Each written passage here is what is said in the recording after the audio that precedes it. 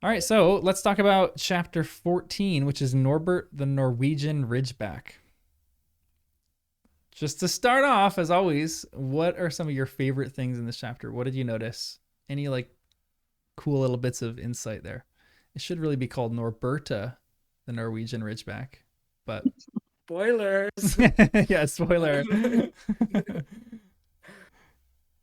um, I'm really bad at kicking these off. I just piggyback off what other people say.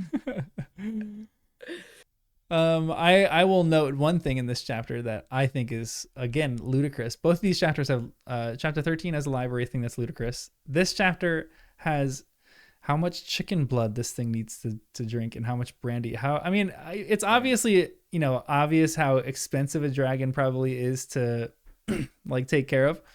That's like a given.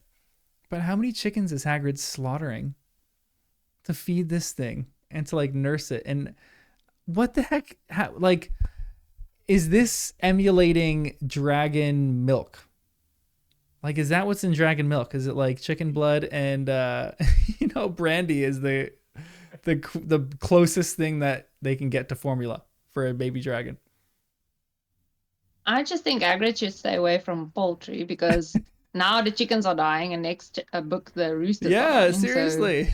He's not having luck. Yeah.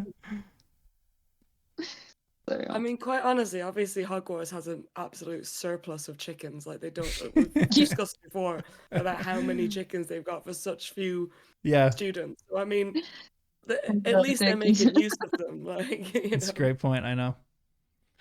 Or, I mean, this is maybe another wild theory, but is Hagrid secretly in the back of his hut transfiguring like little rocks to be chickens? And like maybe he's able to do it. Okay, yeah, for sure.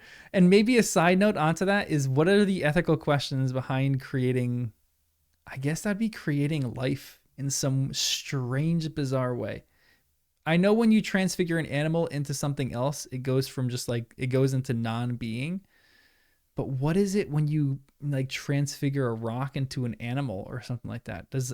Are you creating something? Are you creating life? And then what kind of composition of life is that? Does that thing have blood? Is that thing like a zombie? I don't know what the heck that looks like. I don't know. These are the weird questions that keep me up at night. To the Ravenclaw common room questions, just to let you know. Yeah. Yeah. That's the first question you get when you go to the Ravenclaw common room. What happens if you transfigure a rock into a rooster? What kind of life is that? But if you do that, say for example, does it still hold the same nutrients if it's then used as food? Yeah. Because if that were the case, then you could create when food. Off camping, when they're off camping for half a book. Yeah. Why aren't they transfiguring rocks into chickens? So I could only imagine that maybe they're not actually chickens. Yeah, that's a great point. He's also. I'm full of them. What can I say? Because it goes against Ron said it goes against Gamp's second law of transfiguration. We need to look up Gamp's law of elemental transfiguration. Yeah. But also, are you then that animal's creator? Then? And then are you eating your children then? You don't eat them. That took a very dark turn. What's the philosophical and moral questions? Are you killing what you created? Yeah. It's weird. Hagrid would call himself the mommy. Maybe if you tried to butcher it, it would just turn back into what it originally was. Yeah, I kind of like that. I feel like that makes sense. While you eat it, it turns back into the... Ooh, yeah, you just start chewing on gravel. That would suck. Yeah. Okay, so if that's not the case, if he's not transfiguring rocks into chickens, how many chickens does a school have? And I guess they're maybe eating those chickens, but he's just out slaughtering chickens in the back of his little hut, feeding this thing dragon blood. It's not a chicken factory. Yeah, exactly. Seriously, there's some underground. Aberforth definitely has an underground chicken factory in his bar. Especially in the forest. Yeah. Yeah. Quite so big. Yep. It's the real reason it's forbidden. They don't want to find all of the rogue chickens. So many chickens. And it's also, I find it hard to comprehend that they've got, you know, a chicken farm amongst all of these magical creatures. You know, you've got your, you know, your phoenix, you've got your dragons, you've got your, you know, nifflers, and then you've just got your chickens. Like, it just seems so out of place. It really Wait a does. minute, I played that side quest on Hogwarts Legacy about the chickens. Oh yeah, I forgot about the whole quest where you farm chickens. Yeah, oh, it took me like 6 hours. It was like half the game. You have to keep a dragon alive for, like, you know, just a day, but you have to end up slaughtering 2,000 chickens in order to do it. And go to a distillery for the brandy. Yeah, seriously, how expensive is that? Brandy is not cheap. I guess maybe he's using the cheap stuff, like, you know, the bottom shelf stuff, but he's got some cheap stuff, yeah. Yeah. It wouldn't surprise me though if Hagrid made his own alcohol. Like, I could imagine that's like a hobby that you know. Agreed. Like those hipsters that like brew ales and stuff. Like that's. But Hagrid's like hipster before hipster is a cool thing. Like, hipsters would go see Hagrid as like a forerunner of being a hipster, and Hagrid's like, no, I'm just doing this because, like, you know, this is how you do it. I'm just brewing this stuff because I need to, like, live, and I need to have brandy. But Hagrid definitely has a whole operation in his basement again that he's making, you know, craft beer and. Hagrid's entire life is just completing side quests. Yeah. Like, that's just his whole thing. Yeah. He's not a main storyline type of guy. He's just side quest all the way. Yeah. Living off the land. But I suppose it makes sense. People probably stare at him if he goes to a shop. Like, he's just got to make his own way. Yeah. Hagrid would be great being like one of those YouTubers who just like lives off grid and just like documents everything that he does. He can make a killing out of that. Well, I could have told you that. Yeah.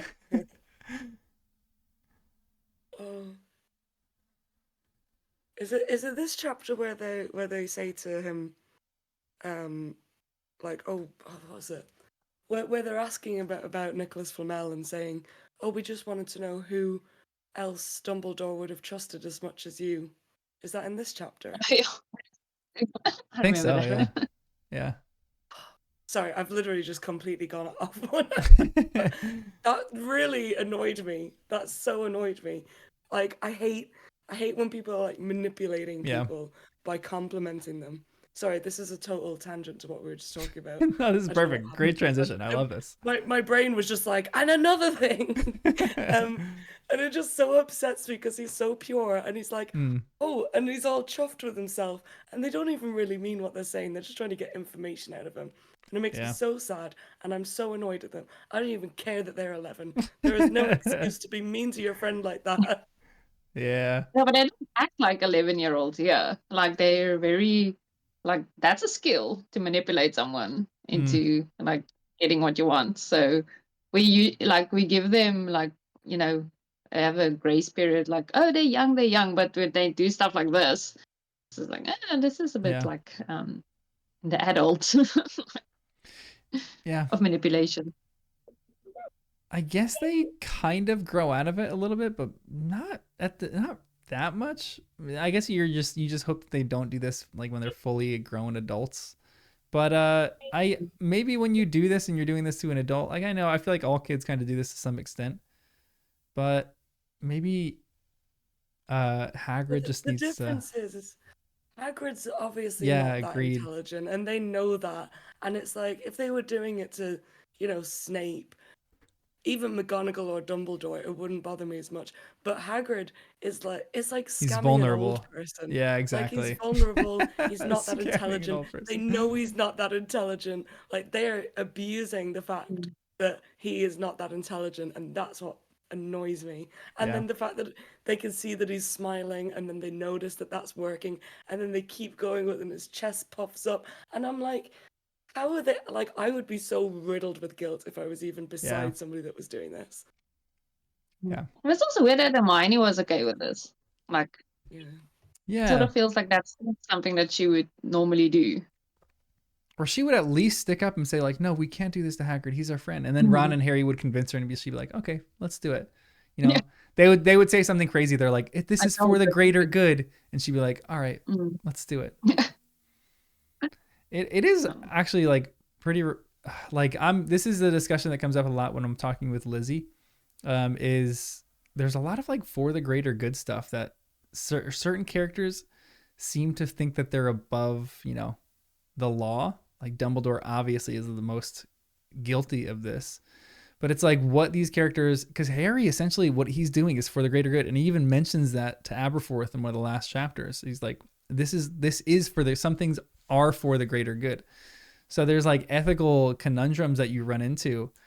Are what they doing right now is what they're doing right now for the greater good? Like, it seems like a ludicrous question to ask because they're 11 years old. Like I'm like no 11-year-old does that for the greater good. Like they think they're doing it for the greater good, but really like the solve for this is they should have just told adults. Well, they kind of did try to talk to adults about this, and adults kind of just shut them out. But I don't know.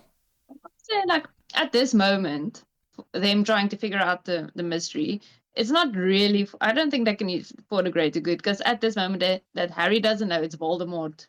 Look, he thinks that Snape is trying to steal it for Voldemort. So I can, if he knew that already, I would have said, okay, then it's for the greater good to manipulate someone. Like that being his reasoning. Yeah. But at this moment, it's just so they want to figure out a mystery. Yeah, that's such a good point. So, yeah, it's a very selfish complex. reason. Yeah, it's because they're Gryffindors. It's the hero complex. Yeah, absolutely. They're addicted to adventure, kind of like because.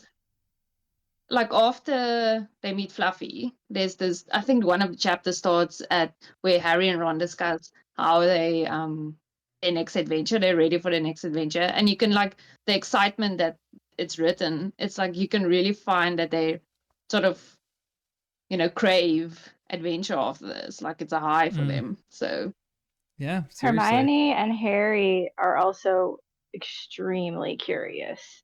Like if there's some question that they have, they just cannot let it go. Yeah. Like Hermione is, also always in pursuit of knowledge in general. But Harry is like just so curious. If there's something that he starts wondering about, I mean, he'll do anything to find out what's going on. That's so true. It really is almost like an addiction for them. Like they have to know what's going on. They have to solve these riddles and these problems. That's what when I read book 2, I'm a little annoyed with Harry for like trying to solve this problem when I'm like, clearly the stuff needs to be handled by like adults here. You're like 12 years old, Harry. Like just slow down a little bit. But it's like he cannot help himself, which later in the books becomes the one thing that I love about him so much, is that like he like can't help himself from try to figure this stuff out. But then he like puts that aside, and his love for other people is like really what saves everyone. And that's like his like in a weird way, his like obsession over like adventure takes a backseat to his love for other people, which is why I think some of this story is so powerful. Because Harry truly recognizes in that moment how powerful love is. But it's a fascinating question. And then even on top of that, like, how would the other houses, if they were in different houses, this trio, and they had the other houses like attributes, how would the other houses get this information out of Hagrid?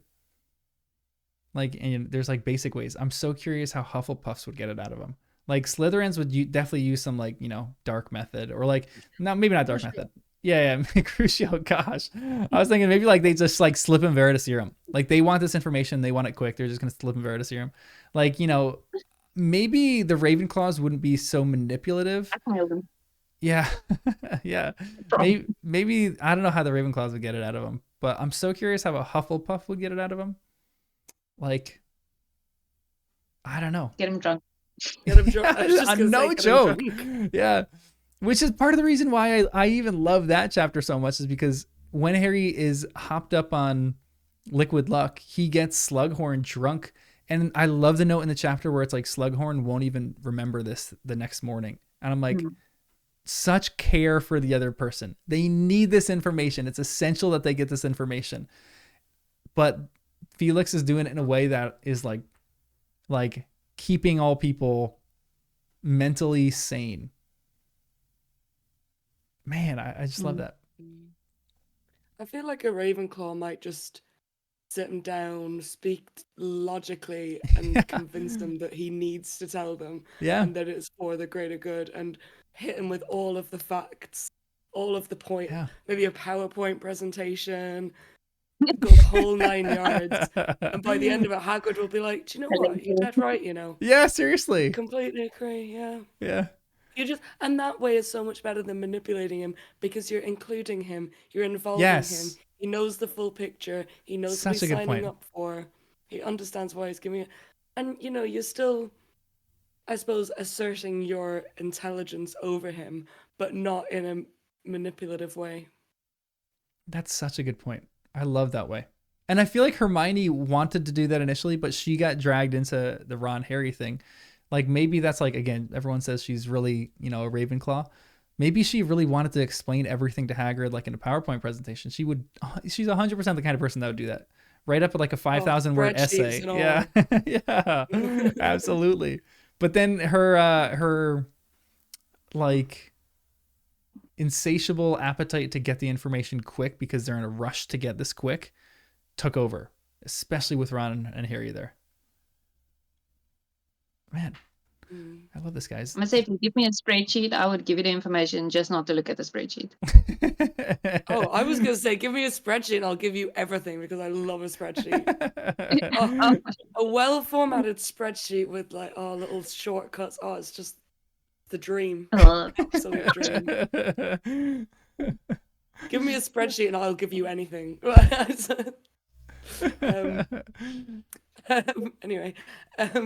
But no, I feel like for Hagrid, a PowerPoint presentation is probably better, because I think if you presented him with like an essay, I think he'd get upset, because he'd be frustrated that he's not able to understand it, and he'd probably take it the wrong way. So you need to cater to your audience. PowerPoint presentation. You're such a Ravenclaw. I love this. Yeah. But I'm a Ravenclaw that hates essays, so I would also turn down an essay. I'd be like, I'm not interested. Immediate disinterest. PowerPoints and spreadsheets are the way to go. After reading this in the 7th book, I would love like Joe to give us, you know, 100 of the questions that the Eagle asks before you come into the Ravenclaw. Like, I would love for some of those questions. What comes first, the Phoenix or the Flame? Like, give me like 100 more questions like that. So that should be the test if you want to be in Ravenclaw. Maybe like if we're doing a different kind of sorting ceremony, maybe you go before Ravenclaw Tower real quick, and it gives you a question. If you're able to answer it, then you're permitted into coming to Ravenclaw Tower. Kind of like that. Yeah, that'd be fun. I would sleep outside every night. Yeah, you learned your lesson though, according to the Ravenclaws. Yeah. I'd love to say I'd let you in, but I would be that person that goes, well, you should just, you know, this will teach you a lesson. Like, if you wanted to get it right, if you wanted to come in, you should have got it right. So that's I'd bring you food I can remember. I'm not horrible. I'd bring you out a pillow and a blanket, but I'm not letting you in. But it's for your own good. You got to learn. But yeah, I would also for the greater good. Because for the one question that we do have for going into the Ravenclaw Tower, it seems like the answer is one that, as long as you give a valid reason for your answer, it works. And I love that, because you know, I'm not always right, but I've always got a response that I can back. If you guys know anything about me, it'll be that. And I will stick to it, and I will convince that door that I am right. But yeah, I know, I agree. I'd love a book of those questions. Yeah, that is a good point too, because I think, you know, there are some things that are, you know, are cut and dry, but I feel like life is very gray. And there's definitely more than one right answer to a lot of these questions. So like, as long as you're arguing logically, I love that idea that you can kind of just, okay, you know, you presented a great logical argument, so go ahead, come on in. Well, that's literally Luna down to a T. Like, yes. I'm sure that a lot of the things that she's saying are just completely ridiculous. But she believes it so much, and she can convince you so much that these things are true, and that's what makes her a Ravenclaw. Not because she's like particularly book smart; it's because she's interested in opening her mind to other things. And the Guardian's like, man, I've never thought about it like that. Come on in, Luna. Go ahead. Teaching the Guardian new things. Yeah. What else was in this chapter? Again, there's not a ton in this one, but what did you guys see in this one? I like how they mentioned Easter holiday season, which is coming up. Yep. Wait a minute. They have Easter break and a Christmas break, but they only ever talk about a Christmas break, and they don't go home for Easter break. So what do? I think they're doing the later weeks study. Yeah, seriously. I mean, they can't go play Quidditch, so yeah. Loads of gobstones. Yeah. I think they can go for Easter. Sorry? And I think they can go home for. Did you ask if they go home for Easter? Sorry, I couldn't hear. They don't go home for Easter because I don't think they ever mentioned going home for Easter, but they say they have an Easter break. And I think they can. Yeah, they can. Because Malfoy. Yeah, Draco's gone during Easter. Yeah, that's right. And yeah, I mean, I think when Harry, Hermione, and Ron in 7 end up in Malfoy Manor, I think his dad says, like, they're trying to figure out if it's Harry Potter or not because Hermione's disfigured him. I think I think Malfoy Sr. says, my son's home on Easter break, so he'll be able to identify him. Yeah, but I think isn't the first time they hear about that. I think that is the first time, yeah. Yeah, because that's what it was. Like, when I read that, I was like, don't they go home? Don't they go home like in 5th year or something? Don't they go to like they go to Grimmauld, they go to Grimmauld. That's right, yeah. For Easter. In the 5th. I don't remember that. No, but I know they can go. I think they go. No, yeah, I forgot about that one. I gotta refresh my memory on that one. I always chalk that one up because that one always makes me curious too. I always chalk that one up to like the culture of the school. I feel like it's much more commonplace. Even like when you're in college, it's like kind of like a culture thing. I don't know if it's the same is true in like some of the countries that you guys are from, but if you're in college, like everyone goes home during Christmas break. Not everyone. I mean, like you kind of can go home during Easter break. Most people still are going home during Easter break if your school is closed, but a lot more people are staying behind during Easter break than they are Christmas break. Maybe like Easter is not so popular, as much of a popular holiday than Christmas. So I feel like, again, even with what Landa's saying, with like the studying, like exams are right around the corner. I remember during college, like when you came home for Easter break, it still wasn't all that peaceful. Like in between semesters, Christmas was great because you're like, I don't have anything to do. I'm just gonna like, chill and do whatever I want. With Easter break, it's like school, you're still in the middle of school, and exams are coming up in like 3 weeks. So you get home, you do what you have to do, and then you're, back studying. So I can imagine maybe it's more of like a culture thing. Maybe it's like, it's not so popular to go home during Easter holiday. So most students do stay at the castle. And maybe it like comes up later when you're like a older student. You're like, no, I am definitely going to go home and, chill and relax and, do what I need to do. But I'd rather be at that castle all the time. Yeah, but it's also weird that they do like celebrate Christmas and Easter, and I understand that it's probably for the Muggle families because we've not really given much indication of religion in the wizarding world. Yeah, but I suppose Christmas is more of a because I've got Muslim friends that celebrate Christmas because not because of its religious connotation. Yeah, it's just Christmas. It's Christmas. Whereas Easter, but Easter is sort of less. Yeah, like that. It's still a religious holiday, but you're not really celebrating it in the same way that people celebrate Christmas. So it may just be. It may just be something like that. Yeah, that's a great point. Okay. I wonder if they do like Easter egg hunts in the school grounds, but it's like dragons. I'd say Hagrid would set up a great Easter egg hunt. Yeah. Hatched. Yeah. That's they actually handle the eggs of the chickens that died.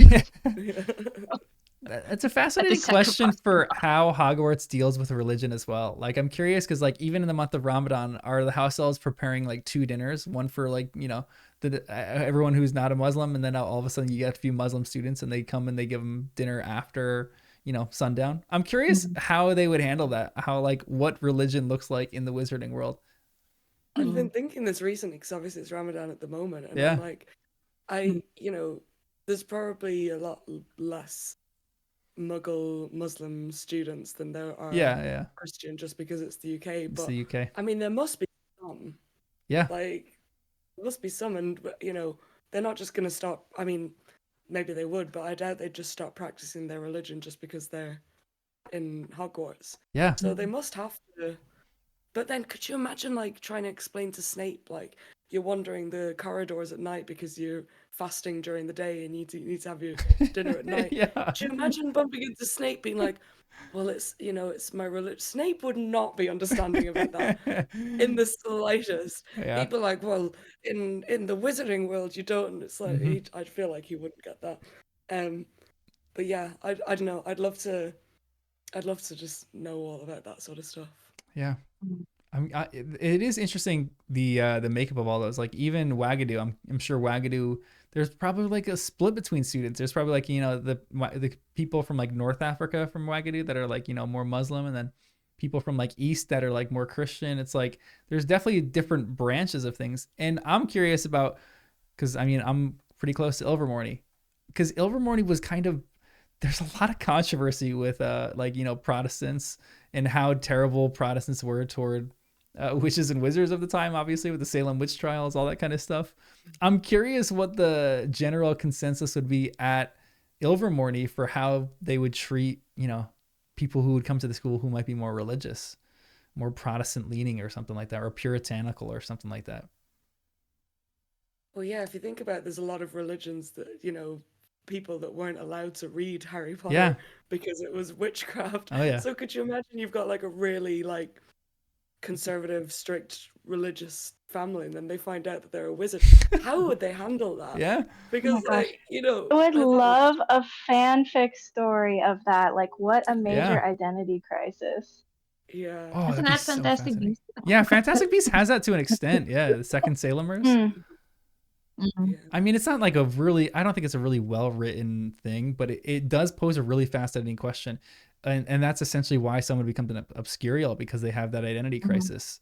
Like there's a identity crisis that obscurials are created with, you know, like familial conundrums of like emotional, I mean, all of it is really emotional baggage, but there's some of it like you do something terrible to a family member and you can't live with that guilt, versus like you're being forced to not be something that you really are and you become an obscurial because of it.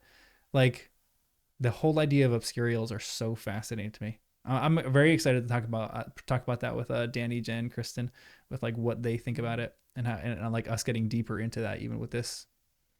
Is it canon that Ariana is or was an obscurial? I think so, yeah.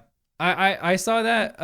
I think it wasn't until the Fantastic Beasts movies came out, and then as soon as the obscurial thing was mentioned, I think all fans just were like, "This is clearly what it is." Right. I think Joe was like, "Yeah, that works," and I think she's kind of just like, "Yeah, let's keep it as Took this." the fans' lead. Yeah, it just fits. It just kind of fits, I think. So, this is a bit way in the future. But when you guys did the live stream, I think, John, you mentioned that Ariana was bullied by the... what do you think really happened to Ariana when those boys saw that she was doing magic? Yeah, that's a great question. That it was so bad that she didn't want to do it again, and that Dumbledore's father went after them. It definitely wasn't just like calling her names. Yeah, that's a great question. I tend to think that it was a little bit, it was like two-way. I think Ariana was just a very, very sensitive person. Like I feel like we've all met people like in our childhood who are super sensitive. And I think it's like to her credit. Maybe, I mean, we talk about this being like human beings. Maybe she's like even like an empath kind of, maybe she like feels other people's emotions. So she has a lot of vulnerabilities with that. But then I don't know exactly what the kids did to her. Like I imagine it was probably like something more physical. Like not just bullying in the sense of like verbal abuse, but I think there was some kind of physical abuse tied to it. Like, you know, some stuff that like kids do that got way out of hand. Because this happens in the 90s and Dumbledore is very old. So this would have happened like 100 whatever years ago. Yeah. That's also a different time. So like I think, you know, that's I think great it was point. a very violent attack, I think. Well, that's always what I had in mind. Why his dad actually went after them. I can imagine there was just name-calling, that's a bit different. Yeah. I mean, you don't go after them that land you in prison. Yeah, that's a great point. I imagine there was a lot of almost like what we would describe, like, you know, someone doing something terrible, like let's say like maybe this is what I would equate it to, like, you know, someone who's a kid who their father is part of like the KKK, and it's just a bunch of kids getting together, and all of a sudden what they think is a funny thing to do, they like get someone who's like a person of color, and they take them and, you know, like they tie them to like I don't know, like some kind of pyre, and like pretend to light it on fire, and they're being kids, but there's unbelievable offense when it comes to something like that. So I could imagine maybe the same is true with what Ariana went through. Maybe she was like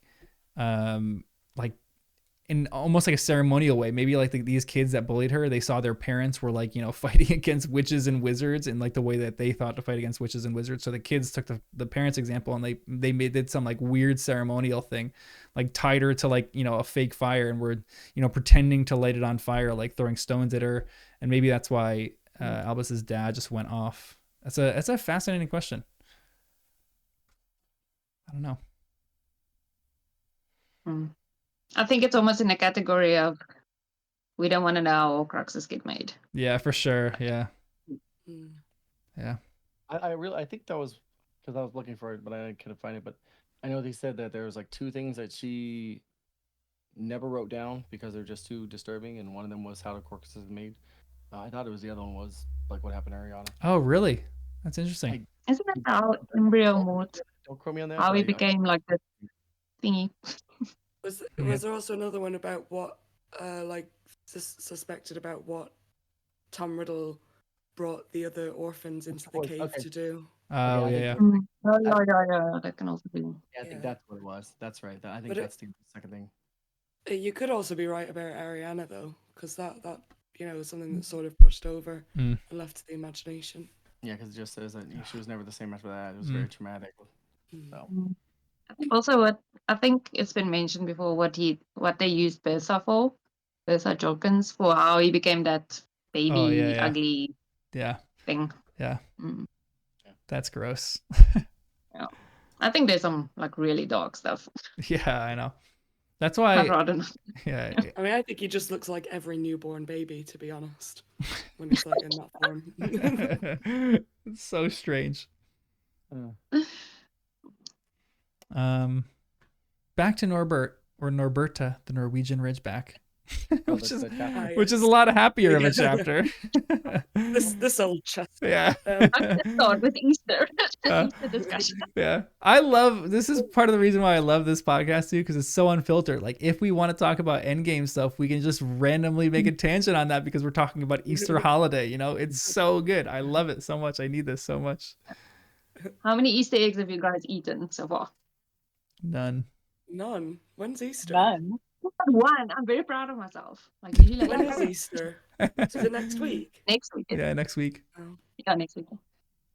I don't keep Easter eggs in the house. Yeah. I just eat them. Becky, those ones I showed you, okay, but they don't count as Easter eggs. Oh, I don't count them as Easter eggs. The ones that I showed you, the chocolate. Oh, they've got this it's like millionaire's cream in the middle, and then they've got like a white chocolate and dark chocolate coating over. But you have to keep them in the fridge. Oh, they're so good. It's like a new. Give me like a Reese's peanut butter cup like egg shape, and that's all I'll do. I'm not like into the I don't want any like, you know, marshmallow or anything involved in that. There is no marshmallow in it. Oh, I thought that's what it was. It's like a mousse, caramel mousse kind of. But millionaires, you know, that's like there's like biscuits in it, like a crunchy Sounds mousse like the kind of thing of. I could eat a bite of and like enjoy it, and then just not be able to eat another bite. Yeah, it's like too rich. Yeah, yeah. Fast forward once. Yeah. Even you talking about it right now, I feel a bit nauseous. It's like I need 5 of those right now. That was such a Lord of the That's Rings amazing. moment right there. Becky's like, oh, one bite is enough to feed to fill the stomach of a grown person, and Cecilia's like, I've had 4. Yeah, 4. Yeah. 4. I don't understand the reference. I know. That's why when anyway. you start reading that, it's a Good great one, John. it's a great moment in that series. I love it. Just agree with it, Becky. Say I agree with that too. I agree. Actually, I do know the quote from Lord of the Rings where he's like, I think, is it Sam or something, goes, why not 2 breakfasts or something like that? Is that a thing? Yeah, a second breakfast. Or is that just a meme? Had one, yes. What about second That would be really breakfast? embarrassing if that was just a meme and wasn't even in the film. We're like, no, we don't know That what you're collapsed. talking about. I just keep going. I'm like, remember that time when Frodo went to the strip club? You're like, yeah. What edition was that? Keep agreeing with me. I just keep digging myself further. But yeah. So there's another funny, weird, not like a funny thing, but there's always this line is really interesting because I don't actually think Ron cares about this or wants this. There's a line in this chapter where Ron sighs and he goes, wonder what it's like to have a peaceful life. And if I'm honest, I don't think Ron wants a peaceful life. And I'm curious what you guys think about that, because part of me is like, maybe he really does want a peaceful life where he can kind of just like be at school and like live his normal life. But how do you characterize Ron in regards to that line? Is he just like, saying that just to say that, and then he moves on and he's like, really, I don't care about that. I'm excited that we're living on the edge. I think a peaceful life and stuff that he wants to do, because like, doesn't he say that when they have to look after or help Hagrid with Norbert? Yeah. He says that now. So I think with stuff that he finds annoying, I mean, yeah, that's when he wishes a peaceful life. But if it's like stuff that he wants to do, then it's like, yes, let's go.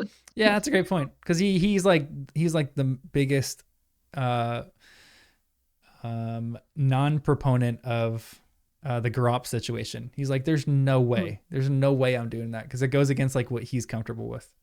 I don't know. I feel like it's just one of these things, when like people go, oh, and they like complain about things that are happening in their life, but they actively seek out those things. Like I don't know. Yeah. For example, I'm always going like, oh, why does everybody always like ask me for help? And it's because I like helping people and I actively try and help people. But then I'll just sit down and go, oh, why are people always asking me for help? But then if they didn't, I'd be annoyed. And I feel like it's just that sort of thing where I'm like, it's just people like to complain, especially. We also have to remember that this is set in the UK. British people love to complain. It's like the number one pastime of British people is to complain. We're always complaining about something. If it's raining, we're complaining about the rain. If it's sunny, we're complaining about the sun. Like it's just the number one pastime. And I feel like it's just that sort of situation where it's like, oh, will we ever have a normal life? Yeah, and he really doesn't want it. Yeah. And if you want a normal life, you don't become friends with Harry Potter. No, you just don't. Yeah. Even in the first one, where you don't really know how much drama is going to unfold, he's still Harry Potter. You don't become friends with Harry Potter if you want a boring life, Yeah, he's on the train. He's like, what's your name? And he's like, Harry Potter. And the book says, Ron gets up and walks out of the carriage because he wants to live a peaceful life. Quite frankly, that's what I would do. Yeah. Like, I can't stand it. Too much drama, Harry. Sorry, but it's too much.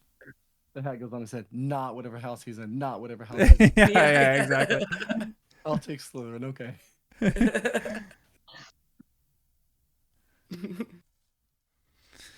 Well, you guys have any other points in this chapter before we wrap it up? The invisibility cloak. They talk about it being able to cover them 3 and the crate with the dragon in it, which in 2 years they can't even wear it all 3 because their feet are showing. So yeah, I don't know. What's what with this cloak is. magically shrinking over the years. I don't know. Yeah, they put it in the wash one too many times. Yeah. I mean, they do grow quite a bit. Yeah. Yeah, but Yeah, I mean, she mentions a lot that they like shot up in like height. Yeah. So, especially Ron. So they got a whole dragon in it. It's not even a dragon like walking around like in their it's a crate. Walking around. But that was only Harry and Hermione with the crate. Ron wasn't there. Oh, that's right. Yeah. I just imagined a dragon like on its tiptoes, like, and they're like, shit, the dragon's like, sneaking around. And then I want to say like you had I think you mentioned something about how they can't even how they managed to get the crate up the castle. They never even knew. Was that you all in one of your past ones, John? I think so. Yeah, it's ringing a bell. Yeah, I think you guys are talking like they don't know what kind of how they got it up there and okay. Kind of ringing a bell. I don't know. Charlie's friends just like flew into the boundary and then like went out again. Obviously, the severe security measures wasn't there yet. So maybe. Sorry, I'll answer my own question. Sorry. How big was the dragon at this point when they were taking it? When they were like having it fly away? The book gives some description of it, right? It did. It's like putting it in a crate. I'm not thinking this thing is like a chicken size. I think this thing is like a little bit bigger than like Yes, I was thinking. Yeah. Didn't it say like it was taking up too much space in Hagrid's hut or something? And according to the movies, what they're doing is they're taking it from literally like the lowest point in Hogwarts, which is Hagrid's cabin, to the highest point. So doing that with Harry and Hermione, it seems a lot if you're carrying this huge dragon with the crate, which I'm sure can't be a wooden crate. Probably has to be some like, pretty well made, maybe metal crate. So that's a tiring trip. Hagrid, the crate burnt down. Give me another one. But I am forgetting that they are magical. So Hermione definitely put some like, weightlifting spell on it. She's like, Wingardium Leviosa. And she just kind of let it go off the castle. I feel like they should have just given it to Hagrid, wrapped the Norbert up in the invisibility cloak. Yeah. And then Hagrid's not going to get in trouble for going up the tower. They might, like, if somebody bumps into him, they might be like, what are you doing? But he could come up, I mean, he can't get in trouble for it. That's a great point. But it would mean trusting Hagrid with the invisibility cloak. Yeah. And I love my boy Hagrid. But I don't know if I would trust him with such precious... He's very nonchalant with like putting them into situations where they can actually get expelled.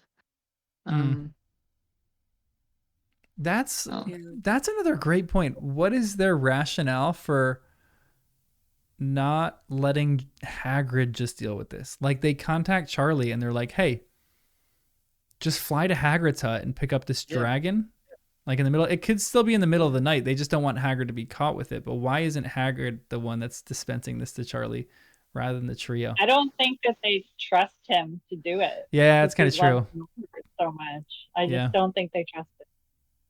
They're like, we got to do it. Yeah. We got to be the grown-ups in this situation. Which is so funny because they're 11 years old and they really are the grown-ups in this situation. Hagrid's really like the child. He's like, I just want a dragon. And they're like, nope. You can't do it. Yeah.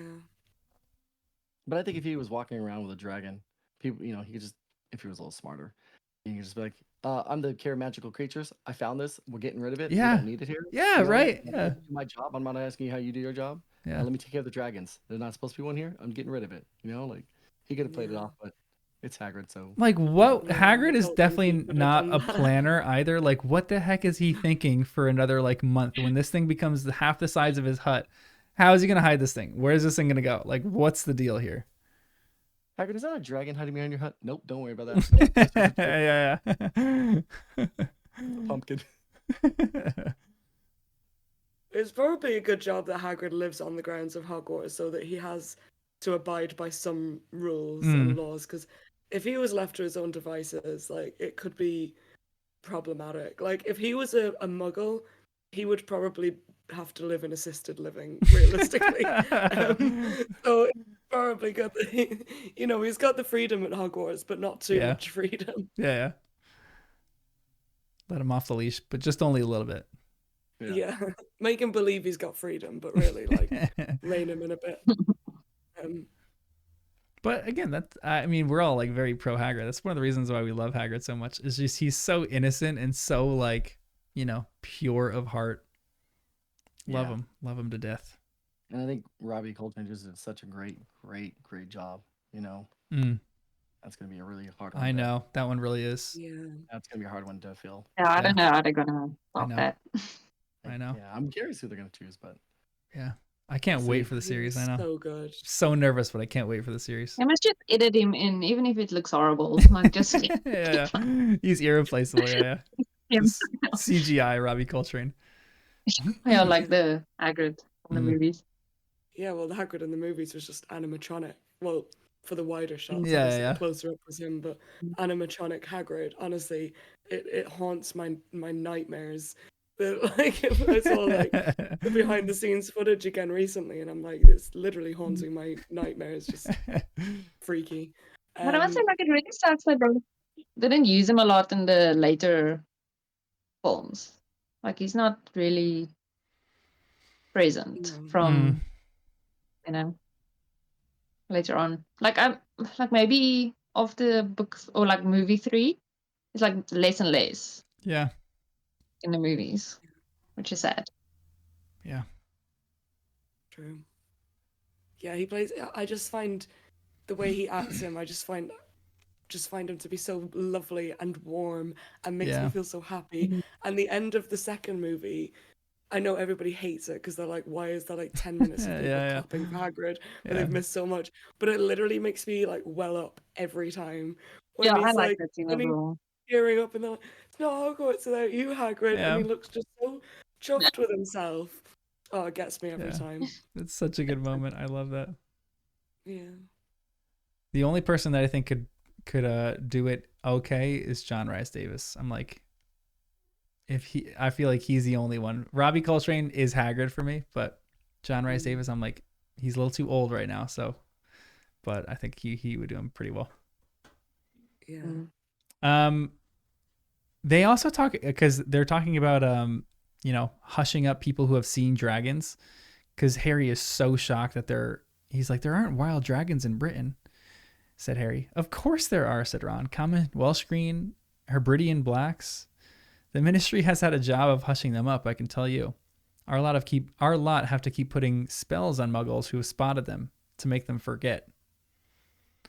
I'm like, where are these things in the UK? Is there like, maybe they're all up in Ireland, like in the lochs of Ireland and hiding out there, but how do you... Scotland. Oh yeah, sorry. my UK geography needs work. It's well, Ireland's not in the UK. Well, Northern Ireland is, but it's controversial. Well, what were the two called? There was the Hebridean ones. Hebridean black and common Welsh green. So I'm guessing the Welsh ones are in Wales, and the Hebrides are the islands up at the northwest of Scotland. So are they like more remote? Oh yeah, well they're in the middle of nowhere. There's like maybe a few thousand people that live there in total. So might be a good place for them. They can dip in the water.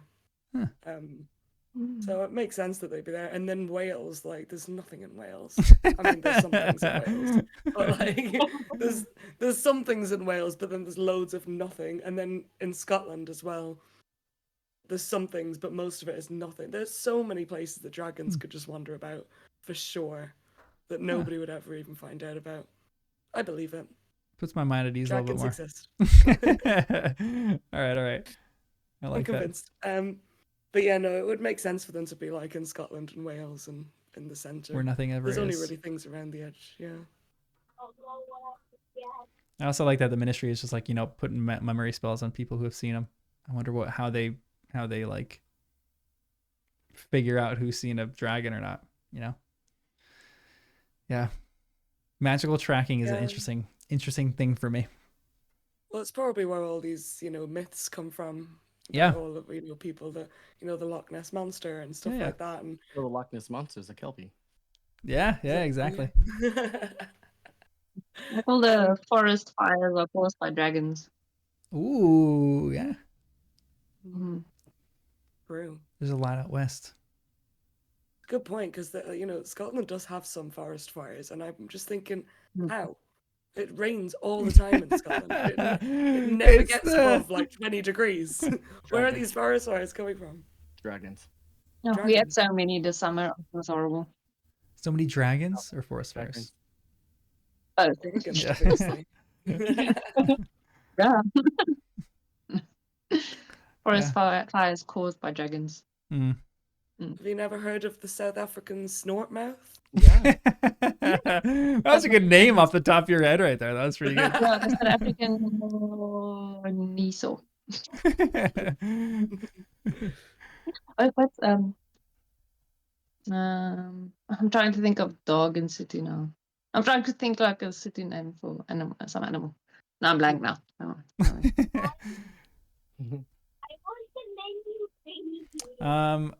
What else did you guys see? Anything else before you wrap it up? Well, I don't know if there's too much else, but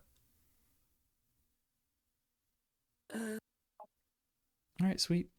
What is your guys' favorite quote? I don't have one for this one. Oh, so come I'll on. just piggyback off someone else. You got to piggyback off this one. This is one of my favorite ones. When Okay. Harry suddenly turned to Ron. "Charlie," he said. "You're losing it too," said Ron. "I'm Ron, remember?" I love it. Ron's got such a good sense of humor. Oh, that. That's the one I was gonna say, John. I know. That's why I stole it from your brain. Yeah. I'm doing legitimacy right now. I'm reading your mind. I got one. And it's Hagrid who says, "And I've packed his teddy bear in case he gets lonely." Oh, yeah. Oh. Like the teddy bear that's gonna get roasted in 10 minutes. Got you, okay? Hagrid's so pure. Yeah. That was such a Hufflepuff move of him. Yeah. It goes back into the whole, Hagrid. Not Hagrid. Teddy bear himself.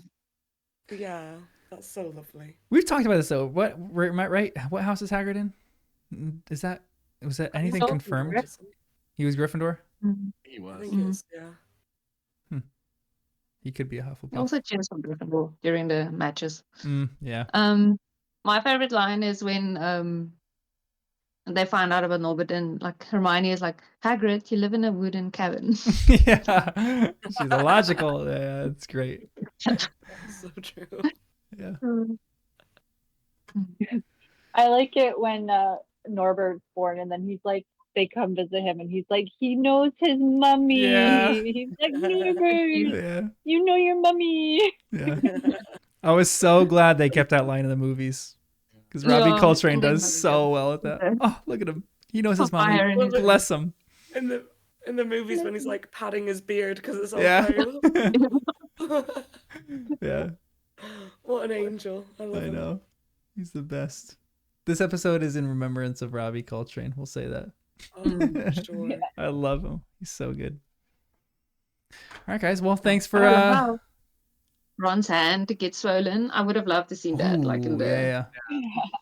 I recently was, I don't know if does anyone watch Community, but there's like an episode where Jan gets like cut by a cat or something like that was under and his hand like swells up like this.